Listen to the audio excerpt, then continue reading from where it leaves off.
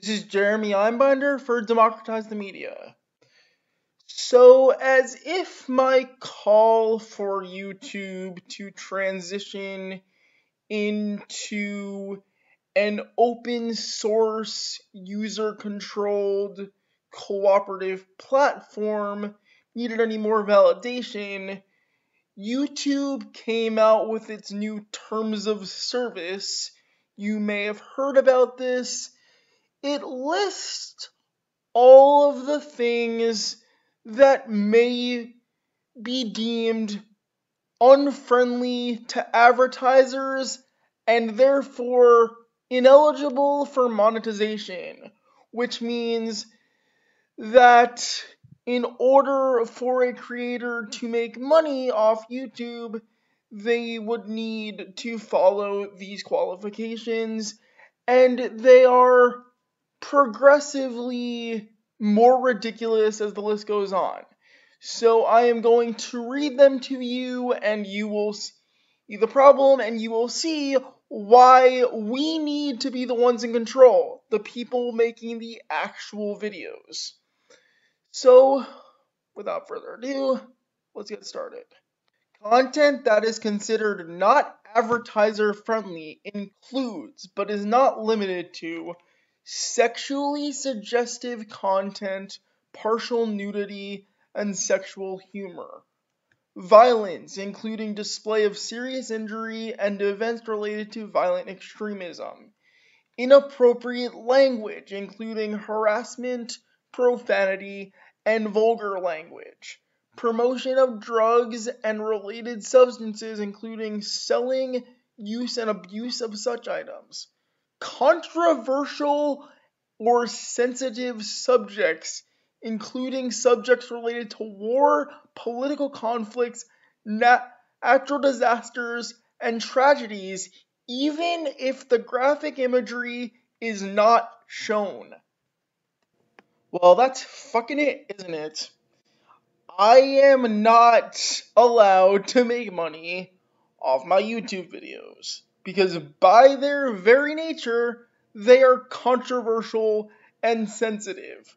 Radical leftists on YouTube are controversial. This is not a very widely held view that the worker should own the entire means of production and seize it from the bourgeoisie. This is not very common. This is a controversial view to hold. It is a controversial view. So, as you know, Google owns YouTube, and the advertisers are in control of where their content goes. They talk to Google. Google can agree that, according to the advertisers, they do not want their products associated anywhere near sensitive material. Now, that would make sense if this wasn't the World Wide Web, but people want access to interesting, controversial, and stimulating information.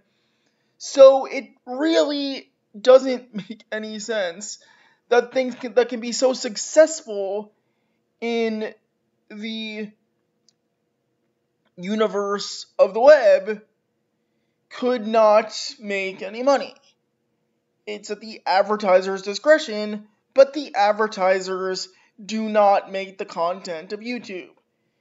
YouTubers make the content of YouTube. And YouTube viewers make YouTube possible because they circulate the material. Therefore, we, the viewer and the creators, often the same person, should be the ones in control because we make the actual content. Without us, Google and the advertisers that YouTube sells to would be nothing because there would be nothing to advertise on, and there would be no platform from which to take our profits. We make the profits, they take them. This is why workers, in this case the creators, should own the means of production, in this case YouTube, the platform. This is literal video production, so it shouldn't be that hard to figure out. YouTubers should be the ones to own YouTube.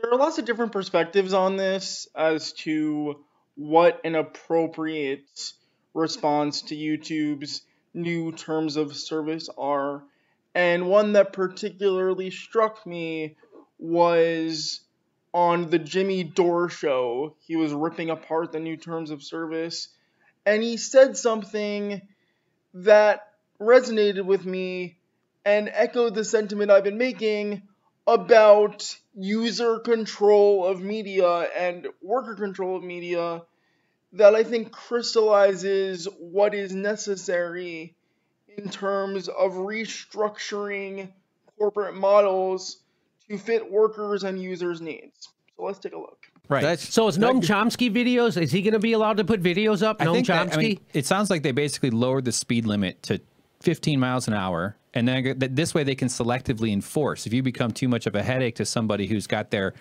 strings tied to YouTube, they can then take you down and get rid of you. Because, oh, look, you violated these extremely vague guidelines that nobody could possibly meet. Nobody could possibly ever. So that means that YouTube, Google, could do whatever they're going to do. Whatever that just says, hey, guess what? We're going to do whatever we want, whenever we feel like it. If you get out of line and you cross one of our advertisers, you're gone. Yeah. Because this world is run by corporations who need advertising revenue, and F you and your information, and F the news, and F everything. It's no longer YouTube. It's their tube. We need an OurTube.